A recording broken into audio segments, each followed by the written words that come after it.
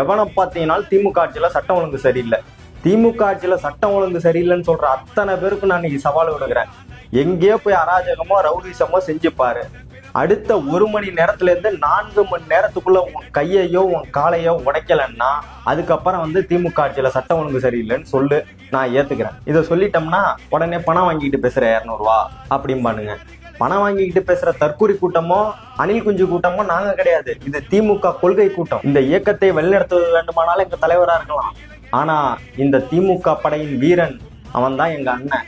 அவன் ஒருவனுக்கு தான் இந்த கூட்டம் கட்டுப்படும். மீண்டும் மீண்டும் சொல்லுகிறோம், இது திமுக சாம்ராஜ்யம் என்று சொல்வதை விட தி முக சாம்ராஜ்யம், தி முத்துவேல் கருணாநிதி சாம்ராஜ்யம். நீ இல்ல, உன் அப்பா இல்ல, உன் தாத்தா இல்ல, எந்த கொம்பனாலும் தொட்டு கூட பார்க்க முடியாத இயக்கம்.